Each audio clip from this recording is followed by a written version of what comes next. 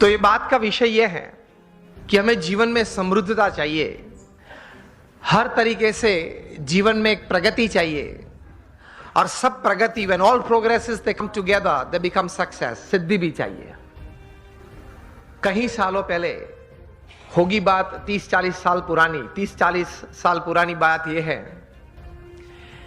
कि थोड़े विचारक इकट्ठे हुए और उन्होंने कुछ ये सोचा, इतिहास के पन्ने देखते देखते कुछ बहुत सफल लोगों के जीवन चरित्र पढ़ते पढ़ते प्रसंग ऐसे बने कि ऐसे सफल व्यक्तियों के जीवन में कभी ऐसी बात थी कि उनके पास रिसोर्सेस सब अच्छे थे, प्लेटफॉर्म्स, बैकग्राउंड, सपोर्ट सिस्टम्स सब अच्छे थे, लेकिन कम सफल हुए या सफल नहीं हुए या बुरी तरह से भी उन्होंने जीवन में निष्फलता देखी। और दूसरी तरफ गौर करते हुए कुछ ऐसी भी बातें उन्होंने पाई इतिहास के पन्नों में से कि रिसोर्सेस कम थे, मतलब पढ़ाई भी थोड़ी कम थी, कुछ फैमिली सपोर्ट कम था, कुछ फाइनेंशियल बैकग्राउंड ठीक नहीं था, समाज में से भी सपोर्ट सिस्टम्स, प्लेटफॉर्म्स कम मिल रहे थे। इस परिस्थिति में भी इन लोगों ने जीवन में बड़ी सफलता पाई। तो ये सब विचारक द्विधा में आ गए कि कहीं बार रिसोर्सेस बड़े अच्छे हैं फिर भी योग्य सफलता नहीं मिली, कम मिली या निष्फलता मिली, और कहीं बार रिसोर्सेस कम थे तो भी ज्यादा सफलता मिली। तो मतलब रिसोर्सेस के अलावा कोई और भी कारण है जिसकी वजह से एक बड़ी इंपैक्ट जीवन में, either on the side of success or on the side of failure, it is seen, it is observed, it is experienced। 10-12 साल तक गौर करते करते ये सब विचारक पश्चिम की ये भूमि में एक निश्चित विचार पे आए कि whether you have lesser resources in life or more resources in life to attain all kinds of progress and thus success in life, उसकी गिनती थोड़ी कम है, लेकिन उससे ज्यादा गिनती है आपके जीवन के विचार, आपके जीवन का अभिगम।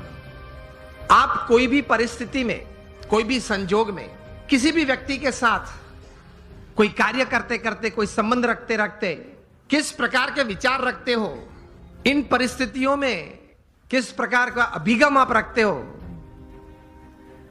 That counts more in your success than resources. ये एक बात तैर हुई, ये एक बहुत बड़ी बात तैर हुई मनुष्य जीवन के लिए कि आपके पास जो रिसोर्सेज है, धन है, वैभव है, सत्ता है, बैकग्राउंड है, प्लेटफॉर्म है, उससे भी ज्यादा कोई एक फैक्टर जो काम करता है आपके जीवन में बड़ी सफलता के लिए, तो वो है आपके विचार और आपके अभिगम।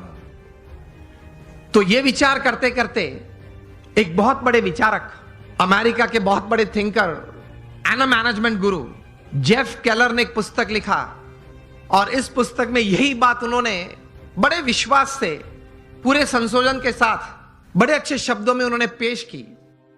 और यह पुस्तक का शीर्षक उन्होंने लिखा, एटीट्यूड इज एवरीथिंग।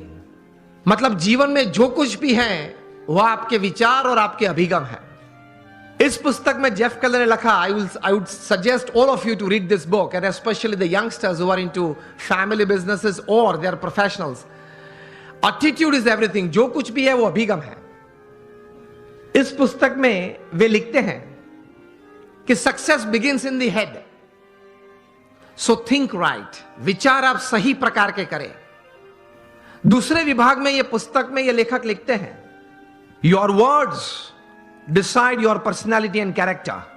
आपके जो शब्द हैं, जो आप बोलते हैं, वो आपका चारित्र और आपका व्यक्तित्व दोनों का निर्माण करता है। So speak wise.